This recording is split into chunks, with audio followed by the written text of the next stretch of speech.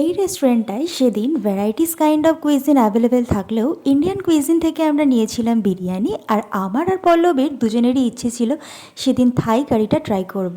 আর একটা কথা তো না বললেই নয়, সেদিন কিন্তু পল্লবের দৌলতেই আমার প্রথম থাই ফুড ট্রাই করা। থাই কারির জন্য ওদের 3 ধরনের ভেরিয়েন্ট অ্যাভেলেবেল ছিল। আমি নিয়েছিলাম রেড থাই কারি।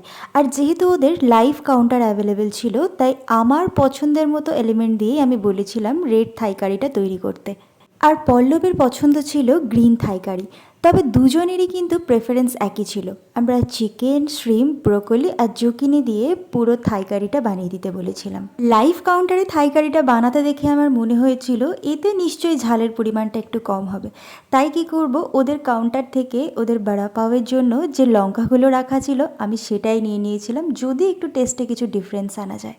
এবার আসি টেস্টের কথায়। খেতে যে আহামরি খুব একটা ভালো ছিল তা নয়, তবে খারাপও না। গরম গরম সার্ভ করেছিল আর ভেতরের প্রত্যেকটা এলিমেন্টই কিন্তু ফ্রেশ ছিল, তাই খেতে অতটাও খারাপ লাগছিল না। যারা কন্টিনিউ বাঙালি খাবার খেতে খেতে বোর হয়ে গেছো, তারা মুখের স্বাদ বদলের জন্য কিন্তু এই রেড থাই কারিটা একবার ট্রাই করতেই পারো। যদিও রেড কারি গ্রিন কারি দুটো আলাদা ছিল, কিন্তু টেস্ট করার পরে দেখেছিলাম দুটো একই খেতে।